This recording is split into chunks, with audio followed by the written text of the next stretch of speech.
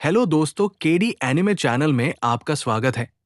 अगर आपको हमारे एनिमे पसंद आ रहे हैं तो हमारे चैनल को सब्सक्राइब करके बेल आइकन को ऑन कीजिए ताकि हमारे आने वाले एनिमे आपको मिल सके। कहानी की शुरुआत एक लड़के से होती है जो एक अनजान से कमरे में जागता है। जैसे ही वो धीरे धीरे आंखें खोलता है वो देखता है कि एक औरत उसके ऊपर झुककर उसे देख रही है। पहले तो उसे लगता है कि शायद ये उसकी माँ है, लेकिन अगले ही पल उसे समझ आ जाता है कि ऐसा हो ही नहीं सकता, क्योंकि उसकी माँ तो इस औरत से कहीं ज्यादा उम्र की थी। उलझन में वो अपने हाथों की तरफ देखता है और पूरी तरह हैरान रह जाता है, क्योंकि अब वो एक बेबी बन चुका होता है। बात यहीं खत्म नहीं होती। जब वो अपना स्टेटस चेक करता है तो देखता है कि उसके सारे स्टैट्स वापस लेवल 1 पर आ चुके हैं और उसके पास अब कोई नाम भी नहीं है। तभी अचानक एक लंबा सा आदमी आर्मर पहनकर कमरे में आता है। वही औरत उसे पूरे सम्मान के साथ किंग कहकर बुलाती है और वो आदमी पास आकर बेबी को ध्यान से देखने लगता है। उसे देखकर लड़का सोचने लगता है कि क्या ये इस जगह का एम्परर या रूलर है। थोड़ी ही देर बाद बेबी को एक प्रीस्ट के पास नेमिंग सेरेमनी के लिए ले जाया जाता है। सेरेमनी के दौरान उसका नाम नोआ रखा जाता है और उसे 13th इंपीरियल प्रिंस घोषित किया जाता है। जैसे ही नोआ अपना स्टेटस फिर से चेक करता है वो देखता है कि इंपीरियल प्रिंस